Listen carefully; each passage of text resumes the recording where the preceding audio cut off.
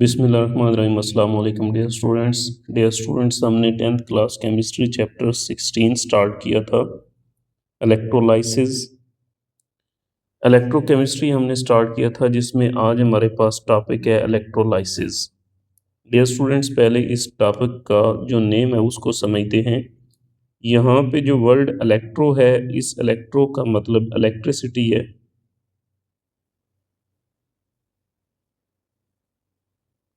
और लाइसिस का मतलब होता है टूटना, breaking.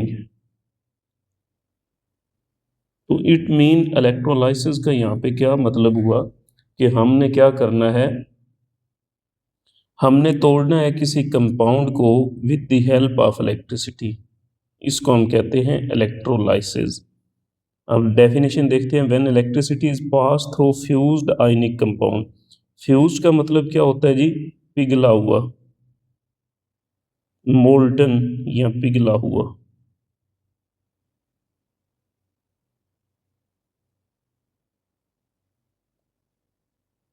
Fused ionic compound are the aqueous solution. Aqueous solution mean क्या है कि आपके पास अगर नमक है, साल्ट है, उस साल्ट को आप हीट अप करके पिघला के लिक्विड फॉर्म में कन्वर्ट करें तो वो होगा फ्यूज्ड आयनिक कंपाउंड। अगर आप उस साल्ट को पानी के अंदर डिजॉल्व करके उसका एक्वस सॉल्यूशन बना लें तो वो हमारे पास होगा एक्वस सॉल्यूशन।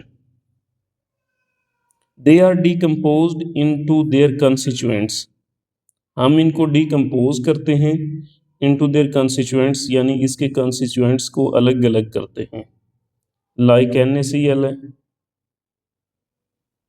इसमें हम सोडियम को अलग करते हैं, Cl को अलग करते हैं।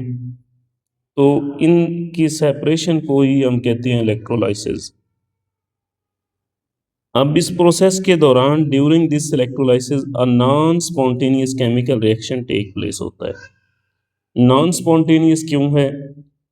क्योंकि हम इसको बाहर से इलेक्ट्रिसिटी प्रोवाइड करेंगे तब ये होगा, अदरवाइज नहीं होगा। तो इट मीन ये नॉन स्पॉन्टेनियस केमिकल रिएक्शन है। नॉन स्पॉन्टेनियस वो होता है जो खुद ब खुद नहीं होता, जो खुद ब खुद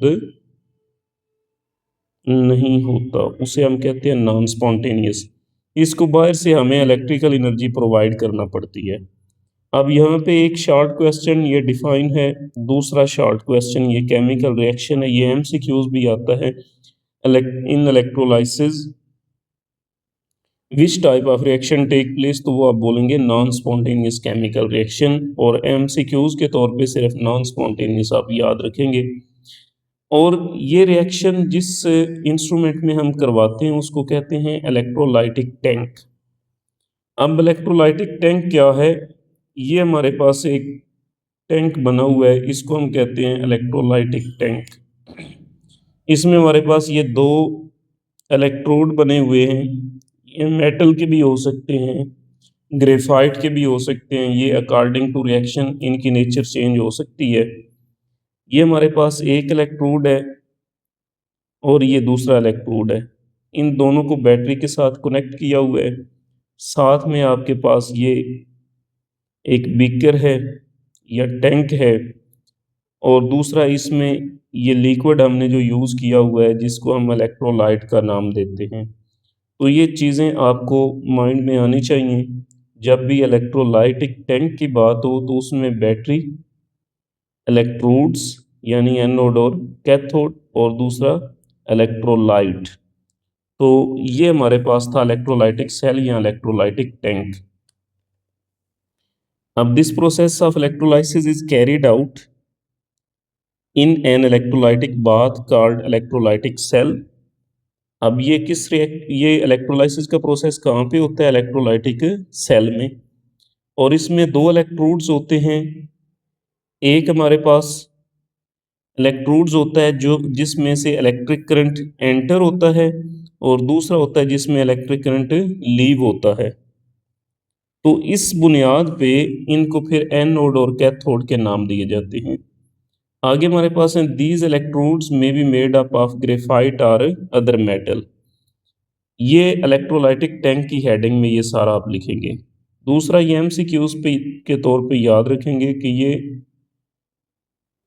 जो इलेक्ट्रोड यूज होंगे ये किसके होंगे, ग्रेफाइट या फिर अदर मेटल। अब आगे हमारे पास वेरी इंपॉर्टेंट डिफाइंस हैं एनोड एंड कैथोड। जो एनोड है ये पॉजिटिव इलेक्ट्रोड होता है through which electrons enter the external circuit, यानी एनोड से इलेक्ट्रॉन निकलते हैं और किस में दाखिल होते हैं, एक्सटर्नल सर्किट से, सर्किट में एनोड से निकल के एक्सटर्नल सर्किट में दाखिल होते हैं। लाइक देखें, ये हमारे पास एनोड था, इससे इलेक्ट्रॉन निकले हैं और ये एक्सटर्नल सर्किट में दाखिल हुए हैं। और इसके अपोजिट में जो कैथोड है उसमें इलेक्ट्रॉन एक्सटर्नल सर्किट से उस इलेक्ट्रोड में आते हैं। ये पॉजिटिव इलेक्ट्रोड था एनोड, ये नेगेटिव इलेक्ट्रोड है cathode, through which electron leave the external circuit, जहां से इलेक्ट्रॉन एक्सटर्नल सर्किट को लीव करके इसमें आ जाते हैं। अब इसमें प्रोसेस कैसे होता है ये देखते हैं। हमारे पास ये दो इलेक्ट्रोड्स हैं, ये एक के ऊपर नेगेटिव चार्ज है, एक के ऊपर पॉजिटिव चार्ज है। हमारे पास जो भी इलेक्ट्रोलाइट होता है ना, ये इलेक्ट्रोलाइट जो हमने यूज़ किया हुआ है यहाँ पे, जो कि हमारे पास या तो फ्यूज्ड आयनिक कंपाउंड है या फिर एक्वस सॉल्यूशन है किसी भी आयनिक कंपाउंड का, तो इसमें हमारे पास आयंस होते हैं। लाइक जो इलेक्ट्रोलाइट है उसमें हमारे पास दो तरह के आयंस होते हैं, लाइक Na+ आयंस हैं, सोडियम क्लोराइड है, और दूसरा Cl- आयंस हैं। इसी तरह जो भी आयनिक कंपाउंड्स होगा उसमें आयंस होंगे। तो हमारे पास जो पॉजिटिव आयंस होंगे जिन पे पॉजिटिव चार्ज है वो हमारे पास कैथोड की तरफ मूव करेंगे, क्योंकि कैथोड के ऊपर नेगेटिव चार्ज है। और जिनके ऊपर नेगेटिव चार्ज है आयंस के ऊपर, वो किस जानब मूव करेंगे, एनोड की तरफ।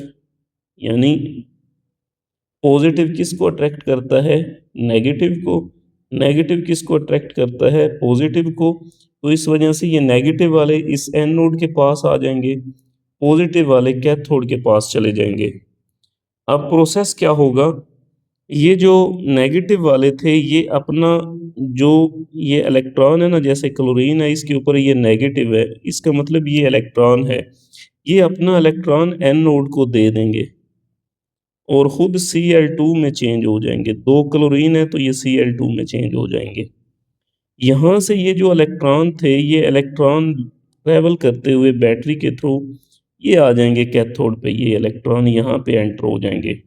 और जो इधर से पॉजिटिव आयंस थे, लाइक सोडियम आयंस हैं, पॉजिटिव आयंस, वो आके इसके ऊपर इलेक्ट्रॉन रिसीव करेंगे और डिपॉजिट होना स्टार्ट हो जाएंगे। अब यहाँ पे अगर गौर करें तो हमारे पास लॉस ऑफ इलेक्ट्रॉन हुआ है, यानी क्लोरीन ने इलेक्ट्रॉन अपने लूज करके इसे दिए हैं। जो लॉस ऑफ इलेक्ट्रॉन होता है ना, उसको हम कहते हैं ऑक्सीडेशन। तो इट मीन इस एन नोड पे ऑक्सीडेशन हुई है और यहाँ पे इलेक्ट्रॉन सोडियम ने गेन किया है। सोडियम के ऊपर पॉजिटिव चार्ज था, इसने यहाँ से इलेक्ट्रॉन ये वाला गेन किया और खुद इसके ऊपर डिपॉजिट हो गया। तो इट मीन जो हमारे पास कैथोड है, इधर गेन ऑफ इलेक्ट्रॉन है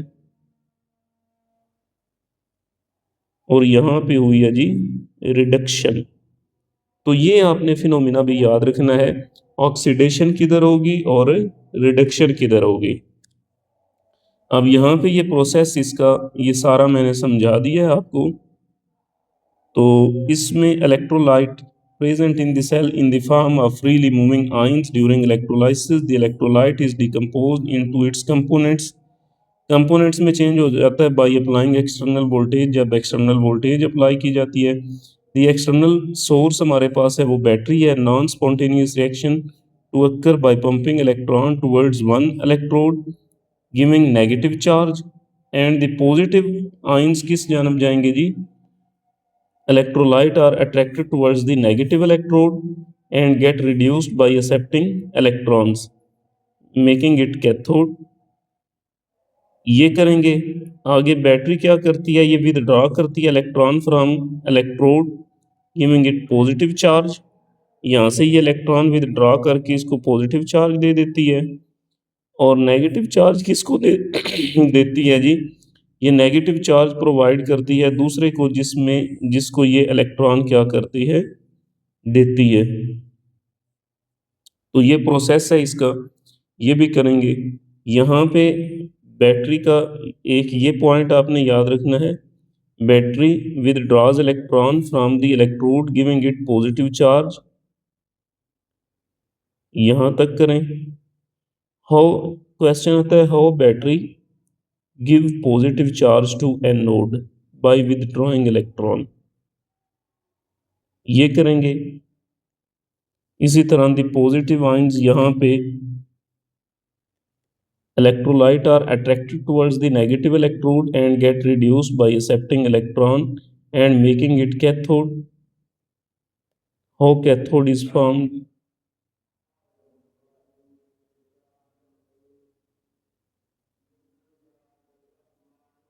तो ये कुछ शॉर्ट क्वेश्चन थे, ये शॉर्ट के लिहाज से हम टॉपिक कर रहे हैं, तो ये इसमें जो शॉर्ट और एमसीक्यूज बनते हैं ये सारे आपको मैंने बता दिए हैं।